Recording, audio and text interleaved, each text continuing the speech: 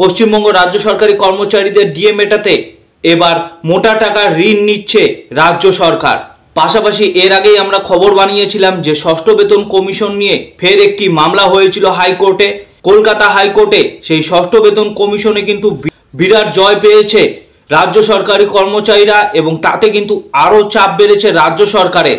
ষষ্ঠ বেতন কমিশনের আওতায় ফের কিন্তু ডিএ পেতে চলেছেন রাজ্য সরকারি কর্মচারীরা। এই দুটি বিষয় নিয়ে বিস্তারিত আলোচনা করব এই ভিডিওতে। অবশ্যই ভিডিওটি শেষ পর্যন্ত দেখার চেষ্টা করবেন এবং ভিডিওটি ভালো লাগলে অবশ্যই চ্যানেলটিকে সাবস্ক্রাইব করে পাশের বেলটি বাজিয়ে রাখবেন। তো চলুন ভিডিওটি শুরু করা যাক। ডিএ মেটাতে বড় অঙ্কের ঋণের পথে নবান্ন, সুপ্রিম কোর্টের নির্দেশে তৎপরতা শুরু নবান্নের। সুপ্রিম কোর্টের নির্দেশে বকেয়া ডিএ পরিশোধ করতে বাজার থেকে ঋণ নিচ্ছে রাজ্য সরকার। ইতিমধ্যেই রাজ্যের অর্থ দপ্তর মার্কেটিং ব্রোয়িংয়ের জন্য প্রক্রিয়া শুরু করেছে। বিষয়টি এখন সরকারিভাবে ঘোষণা না হলেও নবান্ন ঘনিষ্ঠ সূত্র নিশ্চিত করেছে এই ঋণের উদ্দেশ্য একটাই, সরকারি কর্মীদের বকেয়া ডিএ মেটানো। সুপ্রিম কোর্টের নির্দেশ অনুযায়ী রাজ্য সরকারকে আগামী 30শে জুনের মধ্যে বকেয়া ডিএর 25% কর্মচারীদের হাতে তুলে দিতে হবে। সেই নির্দেশ মেনে 15ই জুনের মধ্যে সরকারের অবস্থান জানানোর কথা ছিল, কিন্তু 17 জুন পেরিয়ে গেলেও এ ব্যাপারে সরকার এখনও অবস্থান স্পষ্ট করেনি। জানিয়ে চাপা ক্ষোভ ও উদ্বেগ বাড়ছে সরকারি কর্মীদের একাংশের মধ্যে। নবান্ন সূত্র বলছে, সুপ্রিম কোর্টের নির্দেশ মানতে গিয়ে রাজ্য সরকার বড় অঙ্কের ঋণের জন্য ফরমালি আবেদন করেছে। এর পাশাপাশি কিছু অর্থ রাজ্যের নিজস্ব কোষাগার থেকেও খরচ করা হতে পারে। তবে এখনো পর্যন্ত সরকার ঠিক কত টাকা ঋণ নিচ্ছে সেই তথ্য প্রকাশ্যে আসেনি। এ ব্যাপারে সম্প্রতি সুপ্রিম কোর্টের শুনানিতে রাজ্যের তরফে জানানো হয়েছিল, বকেয়া ডিএর পুরোটা মেটাতে রাজ্যের খরচ হবে প্রায় 40,000 কোটি টাকা। শীর্ষ আদালত বলেছে, বকেয়া ডিএর 25% অবিলম্বে মেটাতে হবে, অর্থাৎ আদালতের নির্দেশ মেনে রাজ্যকে 10,000 কোটি টাকা দিতে হবে কর্মীদের। সূত্রের খবর, এই 10,000 কোটি টাকা মেটাতে বড় অঙ্কের ঋণ নিতে চলেছে রাজ্য সরকার। যদিও সুপ্রিম কোর্ট নির্দেশ দিয়েছে 25% দেওয়ার, তবুও সরকারি স্তরে এখনও পরিষ্কার কিছু বলা হয়নি।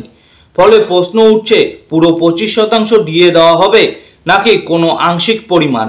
অর্থ দপ্তরের একাংশ মনে করছে, পুরোটা না হলেও গোটা প্রক্রিয়া চালু করে একাংশ মিটিয়ে ফেলা হতে পারে, বাকিটা পরে ধাপে ধাপে দেওয়া হবে। বিজ্ঞপ্তি প্রকাশ না হয় কর্মী সংগঠনের মধ্যে অসন্তোষ বাড়ছে। অনেকেই বলছেন, সুপ্রিম কোর্ট বলার পরেও যদি বিজ্ঞপ্তি না আসে তাহলে সেটি আদালতের আদেশ অমান্য করার শামিল। তবে আবার কেউ কেউ আশাবাদী যে সরকার হয়তো বিজ্ঞপ্তি প্রকাশের আগে অর্থনৈতিক রূপরেখা তৈরি করছে, তাই দেরি হচ্ছে। নবান্ন ঘনিষ্ঠ সূত্রে দাবি, সব ঠিকঠাক থাকলে এই সপ্তাহের মধ্যেই বিজ্ঞপ্তি প্রকাশ করা হতে পারে। তো রাজ্য সরকারি কর্মচারীদের বকেয়া ডিএ মেটাতে কিন্তু এবার মোটা টাকা অঙ্কের ঋণ নিচ্ছে বাজার থেকে রাজ্য সরকার। পাশাপাশি ষষ্ঠ বেতন কমিশন মামলায় ধাক্কা খেল পশ্চিমবঙ্গ সরকার। ডিএ নিয়ে আরও চাপ বাড়তে পারে রাজ্য সরকারের। ইউনিটি ফোরামের আহ্বায়ক দেবপ্রসাদ হালদার জানিয়েছেন, ষষ্ঠ বেতন কমিশনের রিপোর্ট নিয়ে যে মামলা দায়ের করা হয়েছিল কলকাতা হাইকোর্টে, সেটির শুনানি হয়েছে। সেই শুনানিতে হাইকোর্ট নির্দেশ দিয়েছে যে অনলাইনে ষষ্ঠ বেতন কমিশনের রিপোর্ট আপলোড করতে হবে। পিটিশনারকে বাধ্যতামূলকভাবে রিপোর্টের কপি দিতে হবে বলেও নির্দেশ দিয়েছে কলকাতা হাইকোর্ট। তিনি জানান, মঙ্গলবার হাইকোর্টে রাজ্য সরকারকে রীতিমতো প্রশ্নের মুখে পড়তে হয়, কেন ষষ্ঠ বেতন কমিশনের রিপোর্ট দেওয়া হয়নি। সেই কৈফিয়ত চাওয়া হয় রাজ্যের থেকে।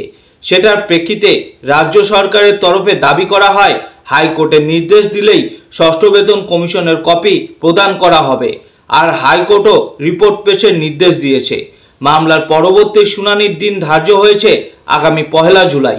এমনিতে পঞ্চম বেতন কমিশনের বকেয়া মহার্ঘ ভাতা মামলায় সুপ্রিম কোর্টে জোরদার ধাক্কা খেয়েছে পশ্চিমবঙ্গ সরকার। গত 16ই মে শীর্ষ আদালত নির্দেশ দিয়েছে যে 6 সপ্তাহের মধ্যে রাজ্য সরকারি কর্মচারীদের বকেয়া ডিএর 25% মিটিয়ে দিতে হবে। তারপর আগামী আগস্টে ফের বকেয়া ডিএ মামলা শুনানি হবে সুপ্রিম কোর্টে। আর সেই আবহেই ষষ্ঠ বেতন কমিশন সংক্রান্ত মামলায় রাজ্য সরকারি কর্মচারীরা জয় পেয়েছেন বলে জানিয়েছেন ইউনিটি ফোরামের আহ্বায়ক। আর সেই নির্দেশের ফলে মহার্ঘ ভাতা, হাউস রেন্ট অ্যালাউন্সের মতো বিভিন্ন ভাতা নিয়ে রাজ্য সরকারের আরও কিছুটা চাপ বাড়তে পারে বলে মনে করছে সংশ্লিষ্ট মহল। যদিও ওই মহলের মতে রাজ্যের চাপ বাড়বে কিনা সেটা রিপোর্ট খুঁটিয়ে পড়লে বোঝা যাবে। তারই মধ্যে রাজ্য সরকারি কর্মচারীদের সংগঠন ইউনিটি ফোরামের আহ্বায়ক দাবি করেছেন, ষষ্ঠ বেতন কমিশনের চেয়ারম্যান যে রিপোর্ট জমা দিয়েছিলেন তাতে কিভাবে মহার্ঘ ভাতা বা অন্যান্য ভাতা দিতে বলা হয়েছিল, কিভাবে বেতন দিতে বলা হয়েছিল তা খুঁটিয়ে দেখা হবে। পুরোটা জানার অধিকার আছে রাজ্য সরকারি কর্মচারীদের। এতদিন সেই অধিকার খর্ব করা হয়েছিল, আর অবশেষে কিন্তু এই মামলায় রাজ্য সরকারি কর্মচারীদের জয় হয়ে বিরাট চাপে পড়েছে রাজ্য সরকার। পরবর্তী সর্বশেষ খবর, অষ্টম বেতন কমিশনের মহার্ঘ ভাতা কি মূল বেতনের সঙ্গে একীভূত হবে? বিশেষজ্ঞদের মতামত। কেন্দ্রীয় সরকারি কর্মচারী ও পেনশনভোগীদের মধ্যে একটি গুরুত্বপূর্ণ প্রশ্ন ঘুরপাক খাচ্ছে, মহার্ঘ ভাতা কি মূল বেতনের সঙ্গে একীভূত হবে? সম্প্রতি ডিএ 55% পৌঁছেছে, যা 2025 সালের জানুয়ারি থেকে কার্যকর। এই বৃদ্ধির পর থেকে ডিএ মূল বেতনের সঙ্গে একীভূত করার সম্ভাবনা নিয়ে জল্পনা তীব্র হয়েছে। এই প্রতিবেদনে আমরা সেই বিশেষজ্ঞদের মতামত নিয়ে আলোচনা করব। মহার্ঘ ভাতা মূল বেতনের সঙ্গে একীভূত করার প্রথা পঞ্চম বেতন কমিশনের সময়ে অর্থাৎ 1996 থেকে 2006 সালে প্রচলিত ছিল। 2004 সালে যখন ডিএ মূল বেতনের 55% ছাড়িয়েছিল তখন এটি মূল বেতনের সঙ্গে একীভূত করা হয়েছিল। এই পদক্ষেপ মুদ্রাস্ফীতির প্রভাব মোকাবিলা করতে এবং বেতন কাঠামোকে সরল করতে গৃহীত হয়েছিল। তবে ষষ্ঠ বেতন এবং সপ্তম বেতন কমিশনে এই প্রথা বন্ধ করা হয়। ষষ্ঠ বেতন কমিশন স্পষ্টভাবে বলেছিল যে ডিএ মূল বেতনের সঙ্গে একীভূত করা উচিত নয় এবং সপ্তম বেতন কমিশনও এই সুপারিশ সমর্থন করেনি। বর্তমান পরিস্থিতি, 2024 সালের জুলাই থেকে ডিএ 50% বেড়ে 53% পৌঁছেছে এবং 2025 সালের জানুয়ারি থেকে এটি 55% হয়েছে। এই বৃদ্ধি প্রায় 50 লক্ষ কর্মচারী এবং 65 লক্ষ পেনশনভোগীকে প্রভাবিত করেছে। ডিএ 50% ছাড়িয়ে যাওয়ায় অনেক কর্মচারী সংগঠন, বিশেষ করে national council of joint consultative machinery, DA মূল বেতনের সঙ্গে একীভূত করার দাবি জানিয়েছে। তারা মনে করেন এই একীভূতকরণ বেতন কাঠামোকে স্থিতিশীল করবে এবং পেনশন, গ্র্যাচুইটি এবং অন্যান্য ভাতার পরিমাণ বাড়াবে। বিশেষজ্ঞদের মতামত। বিশেষজ্ঞদের মধ্যে এই বিষয়ে মিশ্র মতামত রয়েছে।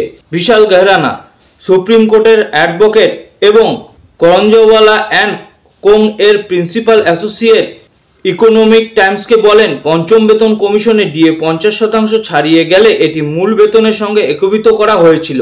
এটি বেতন কাঠামো সরল করতে এবং মুদ্রাস্ফীতির প্রভাব মোকাবিলা করতে সাহায্য করেছিল। তবে ষষ্ঠ এবং সপ্তম কমিশনে এই প্রথা বন্ধ করা হয়েছে। অন্যদিকে দেবযানী আইচ ইন্ডাসল এর পার্টনার বলেন, বর্তমানে ডিএ মূল বেতনের সঙ্গে একীভূত হবে না। সপ্তম বেতন কমিশন এই ধরনের কোনো সুপারিশ করেনি। সঞ্জীব কুমার লুথরা অ্যান্ড লুথরার ল অফিসের পার্টনার একই মত প্রকাশ করে বলেন, সপ্তম বেতন কমিশনের প্রতিবেদনে ডিএ একীভূতকরণের কোনো প্রস্তাব নেই। আলোয় রাজবি অ্যাকর্ড জুরিয়েসের ম্যানেজিং পার্টনার বলেন, এই মুহূর্তে ডিএ একীভূতকরণের বিষয়ে কোনো সরকারি নিশ্চিতকরণ নেই, তবে অষ্টম বেতন কমিশনের আগে এই বিষয়ে সিদ্ধান্ত নেওয়া হতে পারে। 2025 সালের মার্চে রাজ্যসভায় একটি প্রশ্নের জবাবে অর্থমন্ত্রী পঙ্কজ চৌধুরী স্পষ্ট করেছেন যে বর্তমানে ডিএ মূল বেতনের সঙ্গে একীভূত করার কোনো পরিকল্পনা নেই। তিনি বলেন, অষ্টম বেতন কমিশনের প্রতিবেদন প্রস্তুত ও গৃহীত হওয়ার আগে ডিএ একীভূতকরণের কোনো প্রস্তাব বিবেচনাধীন নয়। তবে কিছু সূত্রের মতে অর্থ মন্ত্রণালয় এই প্রস্তাবকে পুরোপুরি খারিজ করেনি। এনডিটিভি প্রফিটের একটি প্রতিবেদনে বলা হয়েছে, যদি ডিএ মূল বেতনের সঙ্গে একীভূত হয় তবে ন্যূনতম মূল বেতন 18,000 টাকা থেকে বেড়ে 27,540 টাকা হতে পারে। তবে এটি অষ্টম বেতন কমিশনের ফিটমেন্ট ফ্যাক্টরের উপর নির্ভর করবে। এখনকার মতো পশ্চিমবঙ্গ রাজ্য সরকারি এবং কেন্দ্রীয় রাজ্য সরকারি কর্মচারীদের খবর এ পর্যন্তই। ধন্যবাদ।